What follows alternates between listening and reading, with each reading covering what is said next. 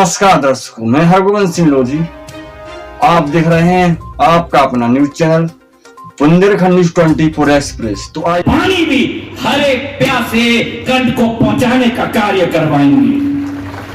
45,000 करोड़ रुपए इस साल के बजट में आवंटित किया गया है केंद्र सरकार के द्वारा नल जल योजना के तहत, जल जीवन मिशन के तहत। पिछले साल 50,000 करोड़ रुपए। कभी कल्पना किया था कि कोई सरकार 1 लाख करोड़ रुपए आपके घर में एक एक बूंद अमृत का पानी पहुंचाने का कार्य करेगा? अगर वो सरकार है तो भारतीय जनता पार्टी की अंत्योदय की सरकार है। आज इस मंच से गोपाल जी कह रहे थे कि मैं रहूं या न रहूं, ये मेला चलना चाहिए। विधि का विधान है,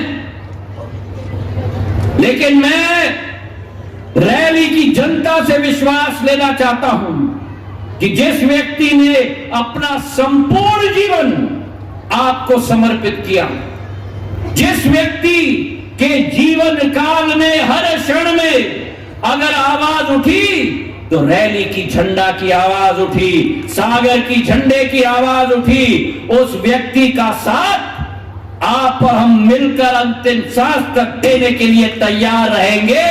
तालियों की गड़गड़ाहट से मेरी बात की समर्थन करो। अरे ऐसी ताली बननी चाहिए जो गोपाल जी ने अपने जीवन में कभी ना सुनी हो। और गोपाल जी आपके साथ ज्योतिरादित्य सिंधिया खड़ा है, ये विश्वास मैं आपको दिलाना चाहता हूं। हमारी सोच और विचारधारा प्रगति की है, हमारी सोच और विचारधारा विकास की है।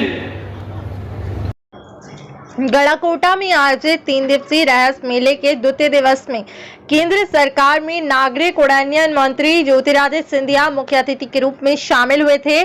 केंद्र सरकार के नागरिक उड्डयन मंत्री ज्योतिरादित्य सिंधिया ने कहा कि इस क्षेत्र में एक नया पौधा बन रहा है जिसका नाम अभिषेक भार्गव है। मैं अभिषेक भार्गव के द्वारा इतने सफल मेले के आयोजन की सराहना करता हूं।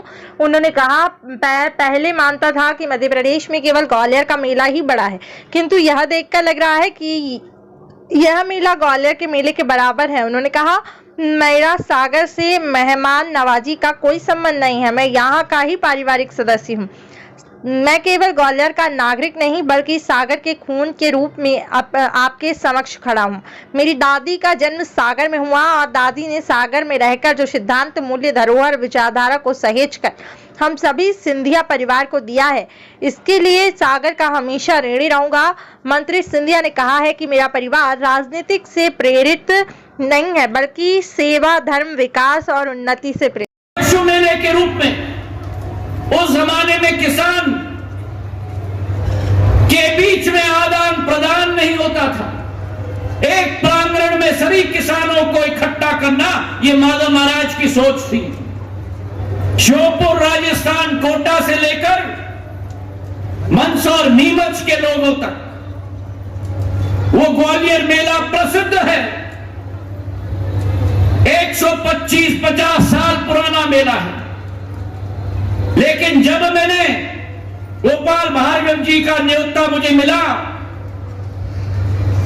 और मैंने हमारे रहस मेले के बारे में थोड़ी पढ़ाई की, तो ये रहस मेला तो राजा मर्दन सिंह जुदेव जी की राजरोहण के समय से उनकी स्मृति में आयोजित मेला कोई 50 साल पुराना नहीं, 100 साल पुराना नहीं, 150 वर्ष पुराना नहीं, 200 वर्ष पुराना नहीं, ये तो 214 वर्ष पुराना मेला है। मेरे हर भारतीय का सम्मान, हर भारतीय का स्थान अगर सुरक्षित रखना है तो उस लक्ष्य के पीछे एक ही नाम, और वो नाम है नरेंद्र मोदी जी। रात और दिन मीटिंग लिए और निर्णय लिया कि 4 मंत्री जाएंगे युद्ध की सीमा पर, सीमावर्ती देशों पर। पिछले 4 साल से हम लड़ाई लड़ रहे हैं और प्रधानमंत्री जी के नेतृत्व में सिंचाई मंत्री के पास तुलसी सिलावट जी को लेकर मैं गया हूं कि इन बेतुआ परियोजना के लिए जो पिछली सरकारों ने सपना भी नहीं देखा था। अटल जी का संकल्प था नदियों को जोड़ने का संकल्प, वो केन बेतवा परियोजना 44,000 करोड़ रुपए की बुंदेलखंड के लिए प्रधानमंत्री जी ने स्वीकृत करवाया है और 14,000 करोड़ रुपए का किस्त इस बजट में पारित हो गया है। बुंदेलखंड का गांव-गांव अब पंजाब की तरह हरी भरी खेतों से भरा रहेगा मेरे भाइयों और बहनों, ये विश्वास मैं आपको दिलाता हूं। तो आज राजा मदन सिंह जुदेव जी के चरणों में मैं नमन करता हूं। उनके दिखाए हुए पथ पर हम चलेंगे, विकास और प्रगति के पथ पर चलेंगे। गोपाल भार्गव जी के साथ कंधे से कंधे मिलाकर चलेंगे और सागर में गोपाल जी भी हैं और गोविंद जी भी हैं। पुरानी कहावत है, गोविंद बोलो हरि गोपाल बोलो।